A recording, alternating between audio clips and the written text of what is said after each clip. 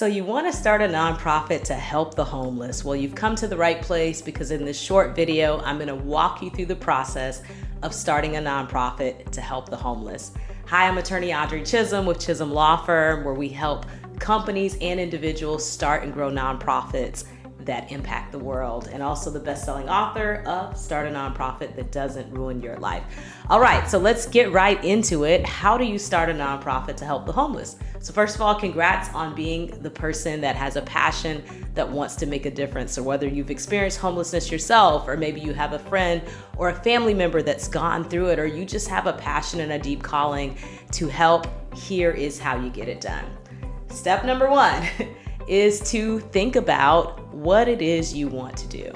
We always start with the what, right? I'm a mom, I have 4 kids, and a lot of times my kids will come up to me and their favorite thing to say is, "Mama, I'm hungry."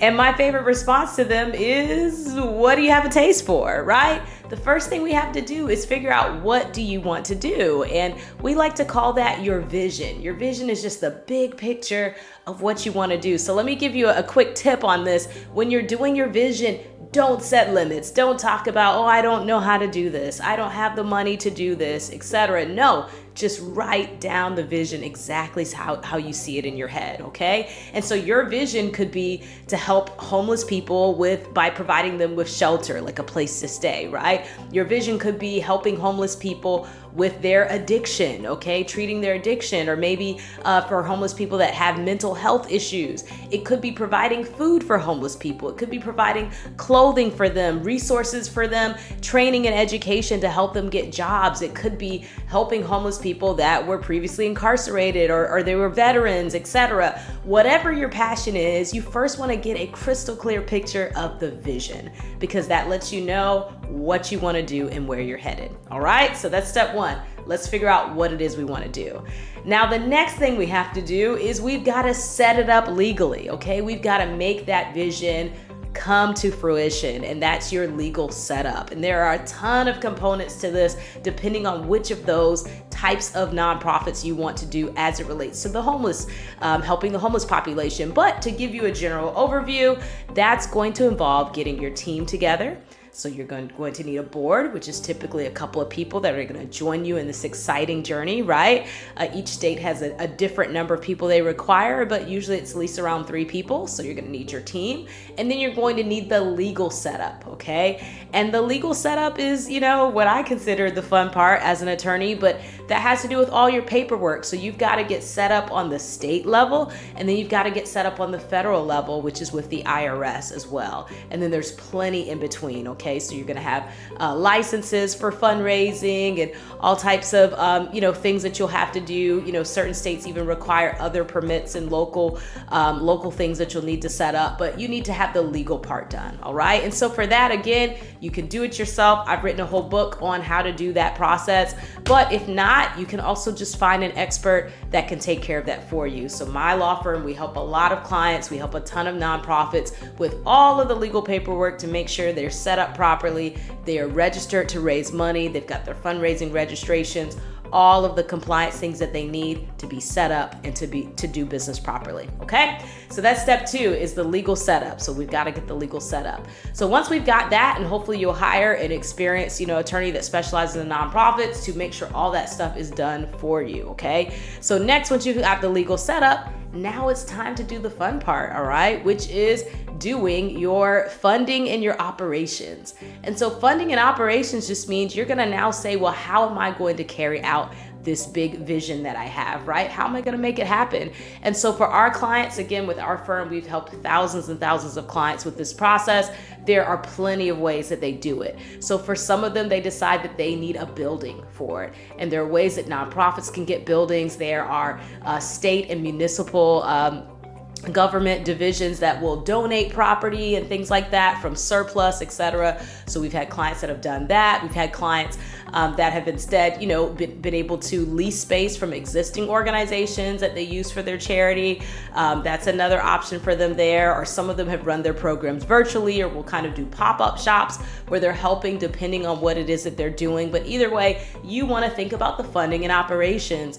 And again, when it comes to doing this, you don't have to reinvent the wheel, know, right? You can talk to someone that has already had experience with doing it to help you, but you want to figure out how do you want to get the funding and how do you want to deliver those services to the homeless people that you're going to help, which are your operations, okay? So operations, on that piece, you're gonna figure out if you need a location, if you're going to use a location from an existing nonprofit, if you're gonna deliver your services virtually, you want to figure out the operations piece.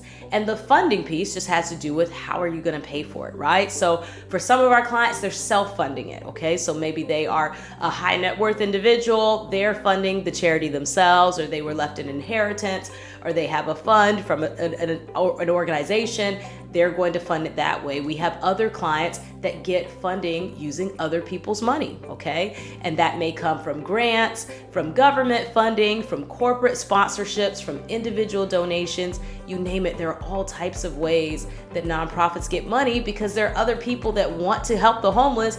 They just don't want to do the work, right? So they see that you're doing the work and they're willing to give you the funding, or vice versa. You can start a foundation where you give the funding and you let someone else do the work. But either way, that's the next piece to figure out is your funding. And then from there, it's just all about getting the word out and talking to the community and getting people involved. So that has to do with your nonprofit marketing as well as your volunteer recruitment. And so volunteers are fun because there's so many people in your community that want to join your effort. Now, some of you are thinking, well, I don't know that many people, or I don't know anyone that I feel that wants to volunteer. I always tell people to start off with your network by posting on social media, right? Texting friends and family, people you know, letting them know that you're excited and about what you're trying to do. But also there may be other people. And for our clients, we let them know about resources and databases that companies have and other nonprofits have that are full of people that, guess what, want to volunteer. They're just looking for an opportunity. So you can post your opportunity where you all will be giving out clothing to the homeless, and then they apply and ask to volunteer and they show up. My nonprofit uses those resources ourselves to get volunteers every single year when we do leadership conferences for our students, and it's a huge success, all right? And then from there, it's just your ongoing compliance for your nonprofit. And so that just means every year you're gonna need to file your nonprofit taxes, you're gonna need to file your state paperwork just to stay active, etc., and renew any fundraising licenses, registrations, etc., that you have for the organization. So you wanna stay on top of that. Again, you don't have to do that heavy lifting. We've got clients that we do all of that for. We handle all of their annual filings. We make sure that they're in good standing so that they can focus on doing the work of helping the homeless. All right, so I hope this video was helpful. I hope you found some value in it. Again, if you have additional questions or anything, feel free to reach out to us at the number below, or you can leave a comment if there's something else you'd like me to try to address in a future video. I'd love to hear from you to get your feedback. And again, if you learned anything or enjoyed this video, please hit the like button and subscribe to our channel. That really helps us as far as growing and reaching other nonprofits. I hope you have a great day, and remember, it shouldn't be this hard to be a superhero.